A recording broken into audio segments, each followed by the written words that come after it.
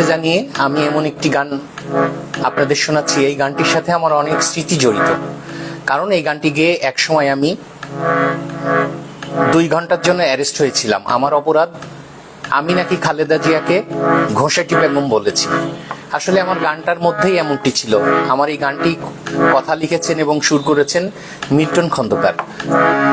দর্শক, আমি আবারও এই গানটি আপনাদের শোনাচ্ছি। আমার মেজাজ হইল সিরাজ দৌলা, অন্তর হইল পলাশির প্রান্তর। আমার ডাইনে বাঁয়ে ষড়যন্ত্র, সামনে মির্জাফর। আমার ডাইনে বাঁয়ে ষড়যন্ত্র, সামনে মির্জাফর। আমার মেজাজ হইল সিরাজ দৌলা, অন্তর হইল পলাশির প্রান্তর। আমার ডাইনে বাঁয়ে ষড়যন্ত্র, সামনে মির্জাফর। আমার ডাইনে বাঁয়ে ষড়যন্ত্র, সামনে মির্জাফর।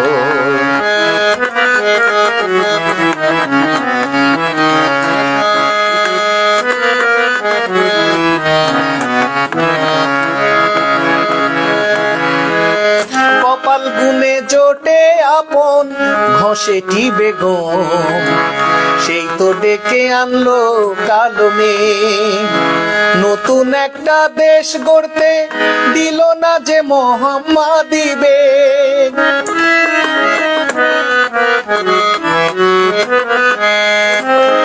কপাল গুনে জোটে আপন ঘষেটি বেগম, সেই তো ডেকে আনলো কালো মেঘ। নতুন একটা দেশ গড়তে দিল না যে মোহাম্মদী বেগ। সেই তো আমার জীবনটাকে করলো যে নিথর।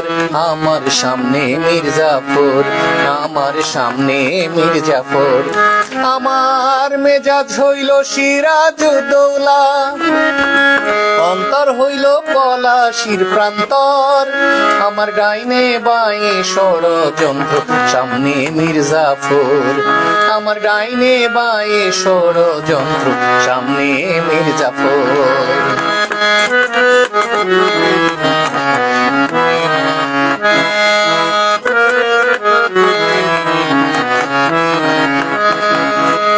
নিজের ভুলেই নিজেই হইলাম আমি গৃহহীন, সেই ভুলেতে স্বপ্ন যে চুরমার। ভালোবাসার মনটা ভেঙে দিল আশেপাশের রাজাকার।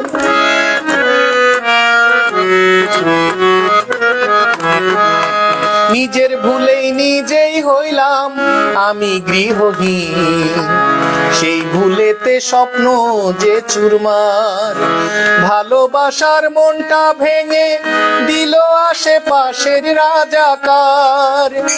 সেই রাজাকার হৃদয়টারে করলো যে পাথর। আমার সামনে মির্জাফর, আমার সামনে মির্জাফর। আমার মেজাজ হইল সিরাজ দৌলা, অন্তর হইল পলাশির প্রান্তর। আমার ডাইনে বাঁয়ে ষড়যন্ত্র, সামনে মির্জাফর। আমার ডাইনে বাঁয়ে ষড়যন্ত্র, সামনে মির্জাফর।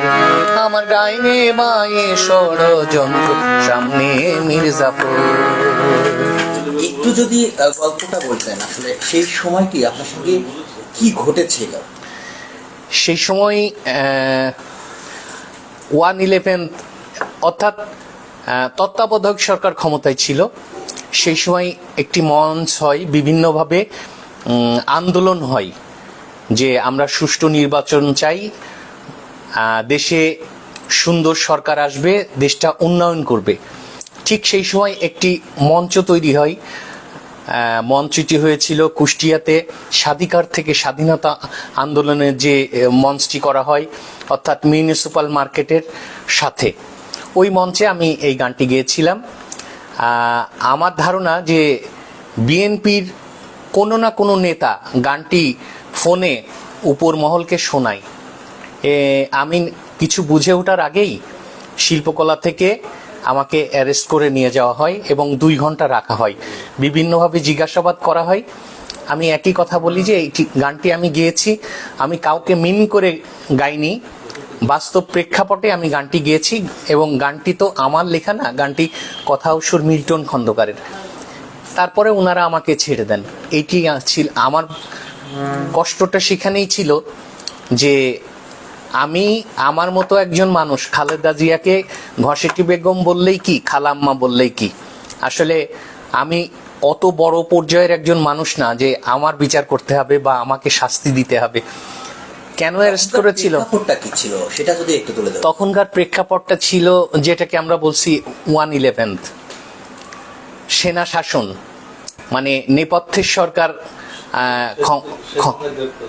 নেপথ্যের সরকার ক্ষমতায়, আড়াল থেকে রাজ্য পরিচালনা। আন্দোলন ছিল মূলত আমাদের এইটার জন্যই যে সঠিক সরকার, এদেশে গণতন্ত্র ফিরে আসুক, এবং গণতান্ত্রিক আন্দোলন করার জন্যই আমরা সেখানে মানে মঞ্চটি করেছিলাম, এবং সেইভাবেই আমি গানটি গেয়েছিলাম।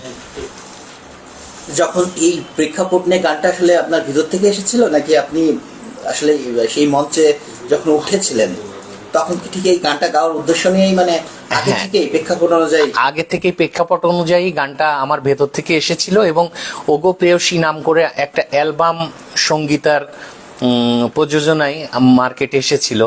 সেই অ্যালবামে ছিল আমার এই গানটি, এবং তখন মনে করলাম যে এই গানটি এখনকার সময় উপযোগী, এইটা মনে করেই আমি গানটি গেয়েছিলাম।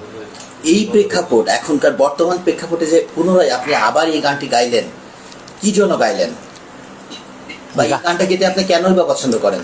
গানটি গেতে পছন্দ করি এই জন্যই যে সবসময় আমি আমার বুদ্ধির পর থেকেই আমি আমার দেশকে ভালোবাসি।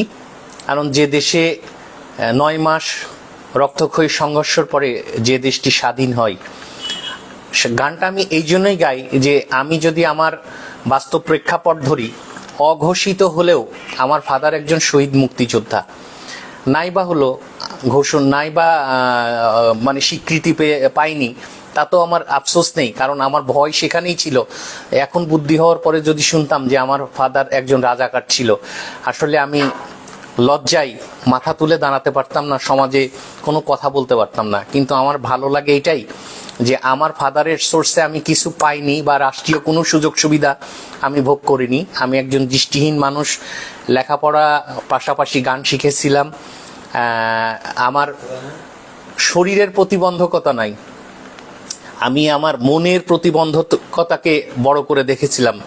মানে মনের প্রতিবন্ধকতা না থাকলেই আমার মনে হয় যে সে প্রতিবন্ধী না। আমি দৃষ্টি প্রতিবন্ধী হয়েও বিষয়টি বুঝি, এবং আমার মনের জোর রেখে আমি গানটাকে নেশা পেশা হিসাবে নিই। কিন্তু কিছু কিছু জায়গায় যেহেতু এই দেশকে ভালোবাসি, আর আমার ফাদার একজন শহীদ মুক্তিযোদ্ধা, অবশ্যই আমার বুকের মধ্যে একটা ক্ষত আছে। তো আমার ভীষণভাবে আমি গর্বিত যে আমি একজন শহীদ মুক্তিযোদ্ধার সন্তান। নাই বা পেলাম কিছু, কিন্তু ভয়ঙ্কর বিষয়টা হতো যে আমার ফাদার যদি রাজাকার হতো, মানুষের কাছে আমি কিভাবে মুখ দেখাতাম। আসুন, আমার মনে হয় যে আমার মতো করে আপনারাও দেশটাকে ভালোবাসবেন এবং ভালো গান শুনবেন। দেশের প্রতি মমত্ববোধ, দায়িত্ব, সমাজে কাউকে না কাউকে তো একটু দায়িত্ব নিতেই হয়। একজন দর্শক কমেন্ট করেছেন, বর্তমান প্রেক্ষাপট নিয়ে একটি গান গাওয়ার অনুরোধ জানিয়েছেন।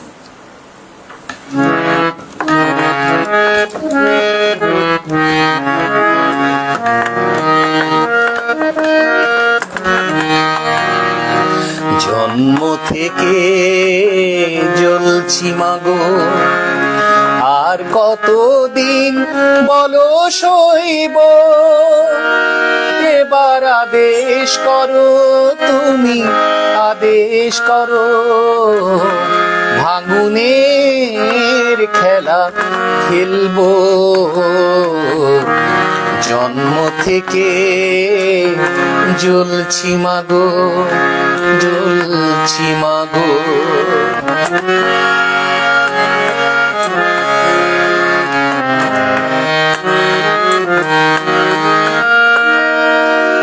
আমারে ব্যথা ভরা গান ফুল পাখি নিয়ে নয়, ও দুঃখের আগুনে পোড়া প্রাণ কেঁদে কেঁদে শুধু কয়, ও মা তোমার ভাঙা সংসার কবে যে সুখে ভরে তুলবো, জন্ম থেকে জ্বলছি মাগো, জ্বলছি মাগো।